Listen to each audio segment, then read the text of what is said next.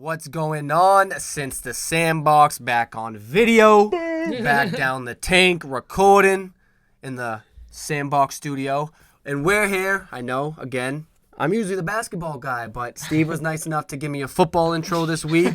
So we're here, and we're talking the worst. Yo, I'll the take that worst. away from you. What? I'll take that privilege away from you. Shush it. The worst free agent contracts of 2021. So since I'm the basketball guy, I'm going to defer and pass it off to one of these two. I don't know which one of you want to take it, but we'll dive right in. Lou, I'm going to dive in first. And the reason why I wanted to steal that from you first, because I absolutely think this contract is horrendous. And a player that I'm talking about left the Saints and signed with the Bengals. I'm not sure if you saw it. But Trey Hendrickson, that defensive end, outside linebacker kind of position. This wasn't someone that we talked about as a crazy draft prospect. This wasn't someone that we talked about as multi-season sack production. He definitely was productive last year with the Saints. We know that they have a lot of defensive guys there with a lot of talent. Mm-hmm. But the reason why I think this is one of the worst contracts of this free agency, 1 year, $20 million contract, or 4 year, $60 million. From somebody that Kev probably never even heard of. You know what I'm saying? Yeah.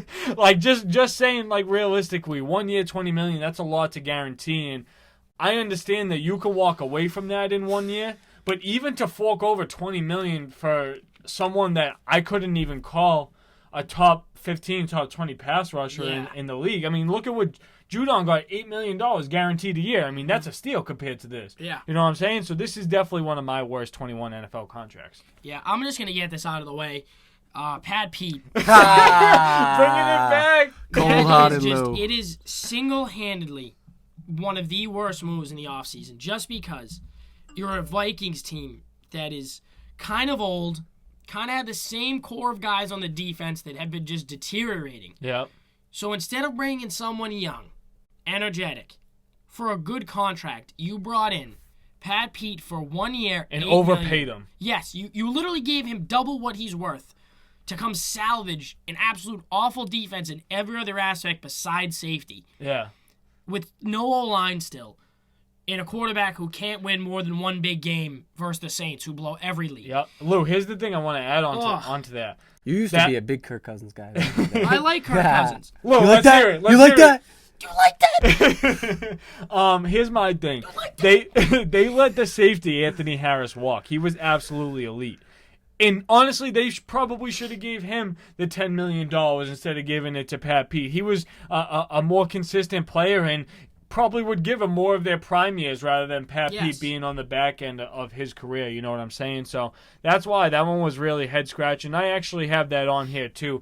Kev was talking about Pat Pete as one of his best signings of 21. No offense, Kev, but we did say we were leaving contracts out of it. So. Yeah, no, for that episode exactly, we were. Yeah. For that episode we were, but this one we can rash on you. Yeah, now you can. Go ahead, feel free. No, but to dive into mine, and this is a guy who you guys know I used to be high on.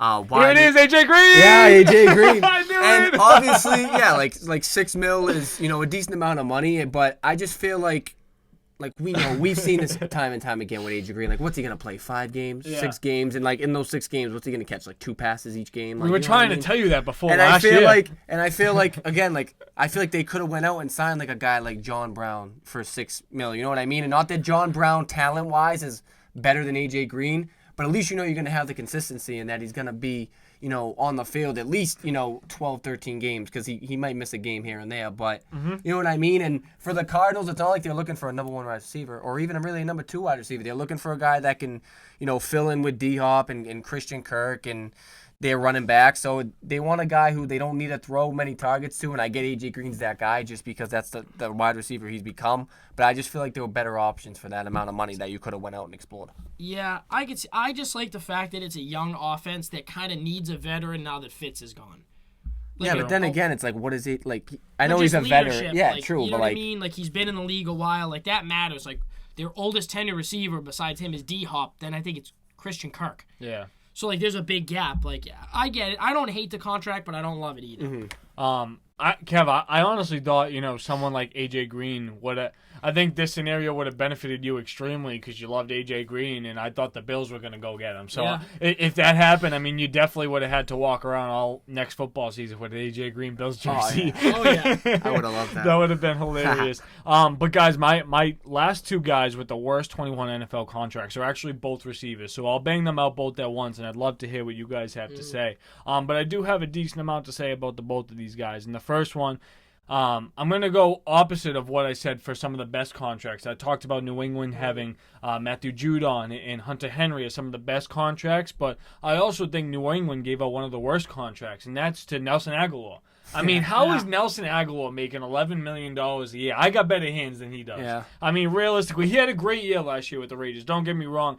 He definitely picked up catching the ball a little bit more. But, I mean, with the Raiders, him catching 600 yards, 700 yards isn't impressive for somebody that had first-round talent. Mm-hmm. You know what I'm saying? So the fact that he's getting a 2-year, $22 million contract I think was a lot, especially for a team that has a lot of high expectations with that wide receiver position because they lack that position so much.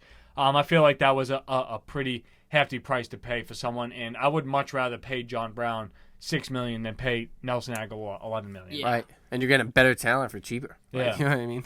So that was one of the wide receivers that I wanted to talk about. And my next one actually was a wide receiver on Carolina that left to join his former head coach in Washington, and that's Curtis Samuel. Like, how did Curtis Samuel get $11 million a year? Like, for someone that hasn't caught over 50 balls and can finally start rushing the ball. That's like saying that we could toss out $20 million contracts to Cordell Patterson. He's a special teams player. Yeah. You know what I'm saying? I mean, I like Curtis Samuel, and he definitely brings a unique offense perspective into an offense, but whenever someone sees a gadget guy, they just think, oh, it's Tyreek Hill.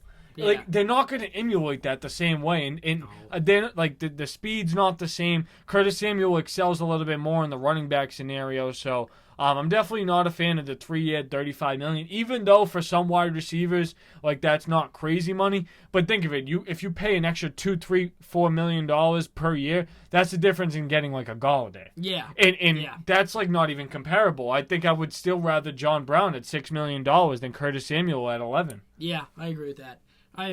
My next guy is actually a wide receiver, too.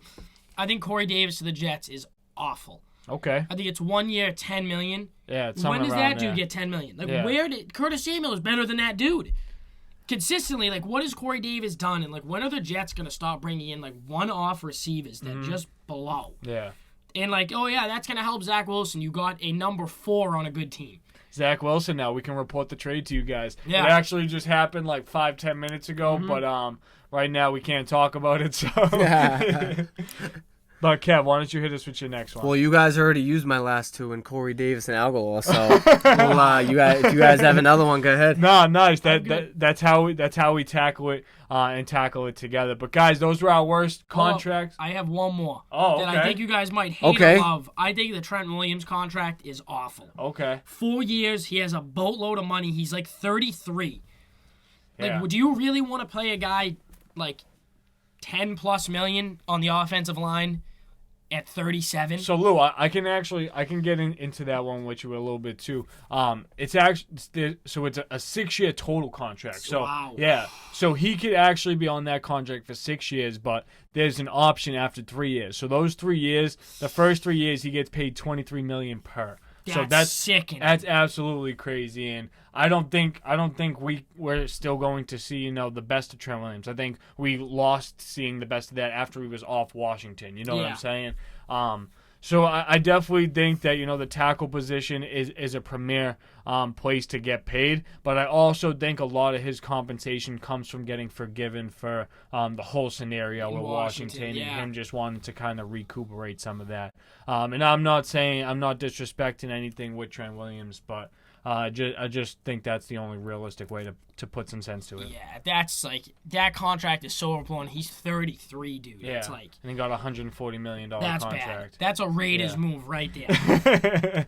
But guys, that's gonna wrap things up for our worst 21 NFL contracts. Make sure you go and check out the rest of our YouTube content. Hit that like, subscribe, put that notification bell on, and guys, check out our podcast. You know the deal. 5 stars or we don't want it. Peace out.